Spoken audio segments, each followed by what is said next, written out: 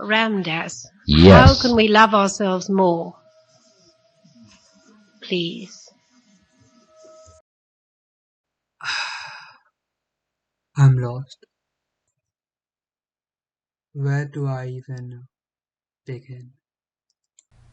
I'm wondering if you can explain a little bit more the mechanism of surrender. Mechanism? I'm wondering if you can explain a little bit more.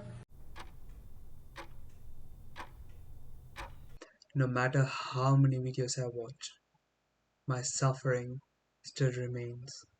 Right now, I am unconscious. You are unconscious. Then who's listening? The gremlin, of course. I feel I have so strong desire in me, so many dreams. Yeah. And my most important desire is to feel good. Yeah. That is what matters to me. Yeah.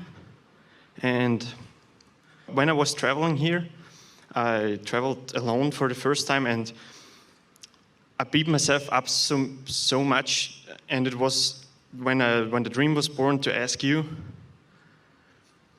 this voice in my head that says you're not worthy, you're unworthy, you don't deserve it, this is just a fake on your mind. And I wanted to ask you how to improve on that and how to let myself be me.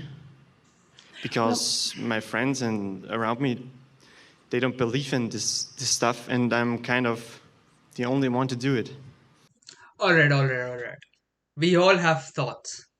But have you ever taken the time to become conscious of the tone of the thought?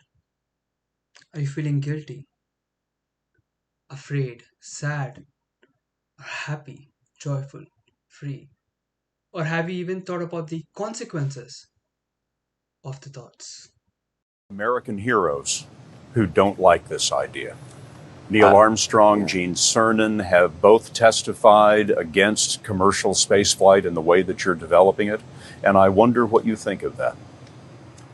I was very sad to see that because those guys are,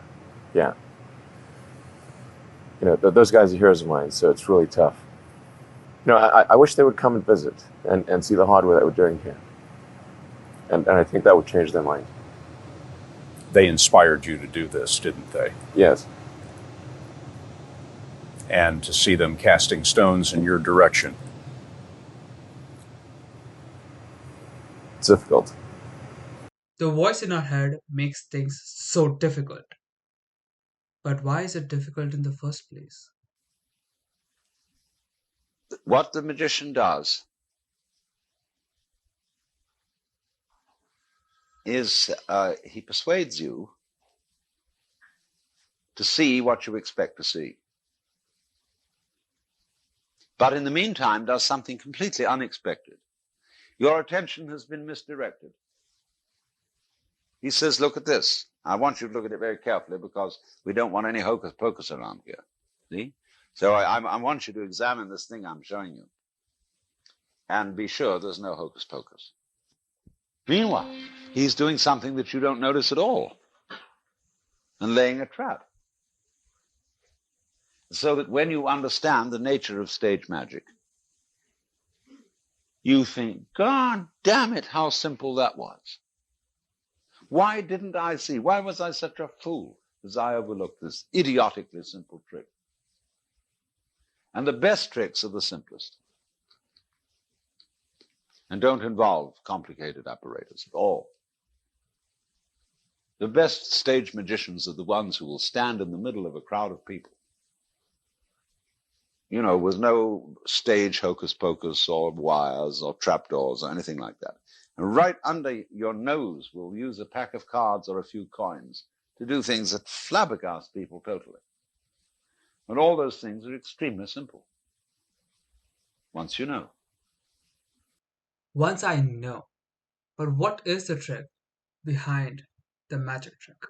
So your intellect sees it, but no, the problem is going to be emotional, that you get grim satisfaction out of everything. Grim satisfaction out of martyrdom, out of being wronged. The more horribly you're wronged, let me tell you, the bigger the juice. The more horrible the crime committed against you, the more stuck you are in your ego now. Because the payoff is big. The payoff gets bigger and bigger. And as you evolve spiritually, the tempter is going to come to you, and the way the tempter comes to you is offering an enormous gratification of a justified position. Yeah? All right, so you'll catch the ego red-handed. You'll see that it gets a grim. You'll say, oh, I can't possibly be enjoying the suffering. No, you're not enjoying the suffering. You're enjoying the juice you're getting out of the suffering. Get what I'm saying by juice? Not really. What do you mean by choose? And what is this pleasure? Because it definitely doesn't feel like it. It definitely feels like I'm suffering and hopeless. Here's the magic trick of the gremlin. The problem with the gremlin is that it cannot love itself. It needs something that is not itself to love itself. And that is the juice that the gremlin is getting. And that's what make you unconscious. Because when you're conscious, you can give that love to yourself.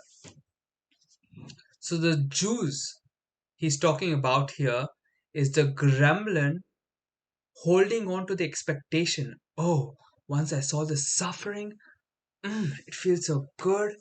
Wow. Once everything goes my way, then I'll be happy. Yes. And that's the problem of the gremlin in a nutshell. The gremlin cannot give approval to itself, it cannot love itself. So it's always looking for something else outside of itself to love him. And no matter how desperately the gremlin tries, it fails. And I suffered. Ramdas, how Yes. can we love ourselves more? Please. Instead of the term, how can we love ourselves more, I'd like to ask, how can we accept ourselves more? How do we accept ourselves? The real question is, are we willing, am I willing to let go of my gremlin, let go of these thoughts, so the real me can shine through? That's it for this video. Let me know in the comments below what you guys think. I'm still finding ways. My last video, do check it out. Check out the Facebook group and hit the like, share, whatever. See you guys in the next video. Bye bye.